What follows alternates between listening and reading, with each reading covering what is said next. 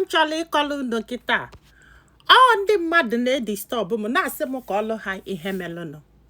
Actually enwetasịrọ m the full details mana enwetatụ m at least more than so wesi ka m brief tu na ife melụnụ maka na o melụ maka na amalụ m ebe o melụ very well. Nwoke anụnwa anyị na-ekwu maka ya bụ onye Anambra, denu nwunye ebula onye Enugu. Fana abụọ wee jee na neighboring village wee bili wee na-anụ di na nwunye. So this woman wee na-agba mbọ nke pụta ka ọ pụọ, mana this man amara m ma ngasị na o nwere ife nwere isi ọ na-eme o. Nwaanyị a wee bido isi nni o nwerekwa ife dị na-alụ nwere isi o. Ha ya shop na-esizi nni ebe afọ. Nwaanyị a wee bido nwebe ego, osisi nni ọ hapụrụ ụmụ ya na shop bulu dị nni pụọ je na-ele. Nwaanyị a wee bido wee nwebe ego. Nwaanyị a wee bido wee nwebe ego. Aka na-ekwu ogo freezer. Ihe o nwere ubi bụ freezer ịtọ ma wheelbarrow, ihe niile from A to Z. Manụ na-amazi ihe bụ nsogbu o. Ihe niile ọ na-ego bụ n'afa die. Ọ kpakọtasị ego di asị anya nye ka aje gote, onye oje gote. Ọ kpakọtasị ego di asị anya nye ka aje gote, onye oje gote. And n'afịa ka o ji ego fa ncha o. E wee sị that na this woman dute ndị house help na-enyeli ya aka wele ele nni. Ife aka die ga na-ada ha amụsụ kwa abalị. Ya na-edi, ya ga-amasị alụ na-edi. N'ọbụrụ dị nke afọ bụ nsogbu, na nke bụ nsogbu bụ na ihe ọ na-akụ ya. Ihe ọ na-akụ ya ọkụsị anya, nne ka enu anya ya ga-ara. Ọkụsị anya ọ chụpụ ya n'ụlọ ya na-akwụgharị. N'onwe bọsị ọ chọrọ ịtọgbu ịtọ die na-akpịrị ya anwụsịgo bọsị afọ. Mgbe o ji wee hafịa ya na-akpịrị wee jee weta mma. Ya mara ma ọ chọrọ igbu ya that day. Wee see mma ọ ya egbu ya dị ya nwaanyị wee tie aka wee welu mma akpọwa nwa aka ụzọ na-abụ. Chai! Ọ sị m nne, edulu nwa jebe ụlọ ọgwụ jesie. Nwaanyị wee nọgide si na ya chọọ moto ya ga-eji wee na-ele nni. Di esi anya weta ego ka je goteli ya.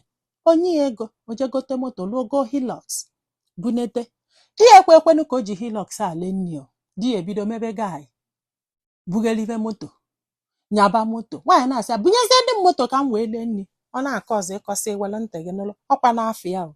Ọ sị m nne na ọ ga-ele o. Na ọ ma ngwa dị anybody like ọ ma ngwa nwunye enyeli ego no o jele datin n'isi eli ego before nwunye wee malụ na elelo datin. Onye na-akọlụ m ihe a bụ oke ọ ghọtara, oke agwala ya na oke ọfụrụ. Sị m na nwaanyị a na-agba ka mba arụ, ma nke wu the worst na nwaanyị a ga-ebuli nni pụọ jele nni. O lesie nni bata leti, di ya asị anya bịa, ọ bịa, ọ sị anya dị n'ere ana ka o ghebelie ikpue ka a nene malụ ma onwe nwoke bụ adị ya. Nwaanyị ajụ, o jide tie sieto gbake enye wee tiebe aka wee nenebe wee welu ụtarị amama ụtarị ọ belt mpata ọkpa nwaanyị a wee na-akụ ya ibe n'ikpu. Ya na-akụ ya ibe n'ikpu. Kedu onye balụ n'ikpu? Kedu onye ọ na-akụ nwaanyị a ibe na ngada nọ na mma akọta ofu mbọsị, mma akọkata ofu mbọsị kọta ofu ikpu nwaanyị ka ị na-akụ ya ibe mpata ọkpa ya niile. Si na ọka ịmalụ ma nwoke ọbala. Nwoke enunwa a na-agwa gị wụkwa ibe anọ na sket.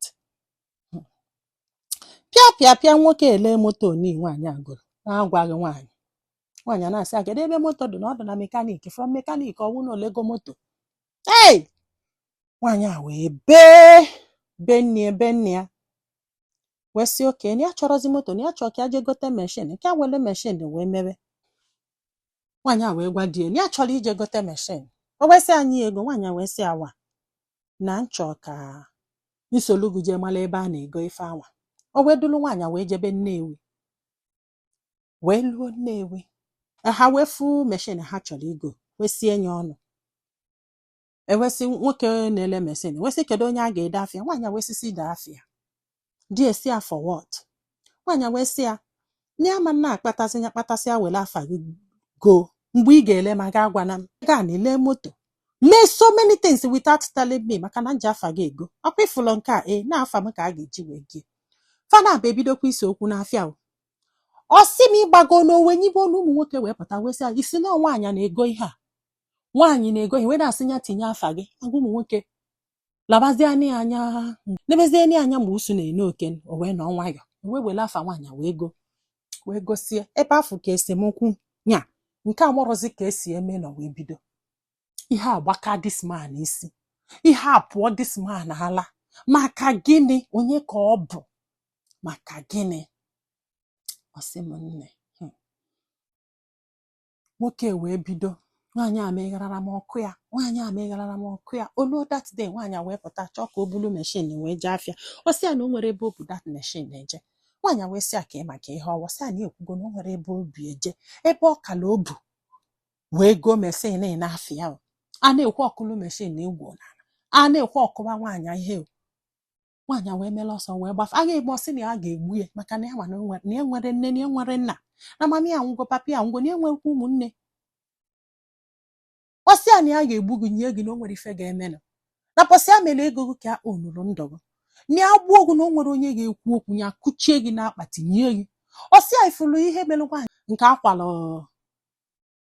fuel wee mụ inye ọkụ nnọọ ife ya ga-eme gị na one day na ya ga-amụ ihe ọkụ na ọ bịa nwere ife ya emenụ nwaanyị wee sị o wee kwụsị anya bọsị ahụ mechin daa o were ihe kụwasịa glaasị mechin nwaanyị wee gbala ọsọ wee gbapụ for 3 months o kwere ka nwaanyị abata so shop nwaanyị bido n'ịda nwaanyị wee were ego wee nye ụmụaka sị ha ọ bụrụ na unu pụta ụtụtụ sienu nri na-elesi ndị kọstọma m adị ya nwaanyị ebidokwe maka ya na adị ya nwaanyị ka ọ kpọsịrị asị maka na nwatakịrị na-azọ nri wee bido siwe nri n'ebe shop ebidokwe na-ebu ebe mami ya nọrọ papi ya wee fụta wee jụbịa ya sị ya kedu onye nyere ego o ji esi nri o wee sị na ọmami ya ọ sị m na ihe enyelie bụ 80,000 nwoke nali ya dị 80,000 sizie ọ sị m nne na ya mụrụ na di enwere ebe ọ na-abụ lee ihe a ọ na-apaje ọ bụrụ na nke nwaanyị ọzọ na ka a na-akọlụ m ihe a na